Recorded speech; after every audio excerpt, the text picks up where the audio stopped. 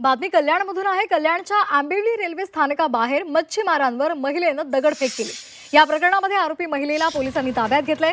संबंधित महिलेनं तब्बल 5 वेळा दगडफेक केल्याचा आरोप या मच्छीमारांनी केलाय आणि त्याचबरोबर ही महिला बांगलादेशी असल्याचा आरोप सुद्धा केला जातोय।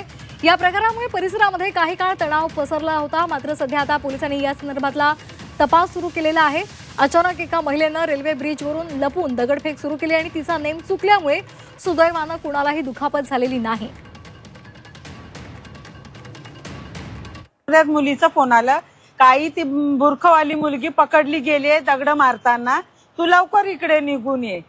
मग आता तिला मी विचारत होती का तुझं नाव काय, तिने नाव वगैरे सांगितलं काय, मोना शेख ना। दुसरी तिची मैत्रीण तिच्या जोडीला 12 वर्षाचीच आहे, ती पळून गेली। ती उस्मान काय शेख अशीच बोले ना, आरेस टेकडीला ती राहतात। नेहमी ना हे बांगलादेशी आहे, मॉमेडियन बुरका घालून येतं आणि नेहमी दगड मारतात रेल्वेवरून, ब्रिजवरून। कोणाच्या एखाद्या म्हातारीच्या मागे लागले असतात तर ती जागेवर मेली असती। बातमी चंद्रपुरातून आहे। चंद्रपुरात एका व्यक्तीचा अजब प्रकार समोर आलेला आहे। संबंधित स्वयंघोषित पंतप्रधान करून महादेव आसेकर या व्यक्तीनं पोलिसांची नाकाबंदी तोडली। वरोरा शहरातील रत्नमाला चौकामध्ये पोलिसांची नाकाबंदी तोडून या इसमानं कार पुढे दामटवली।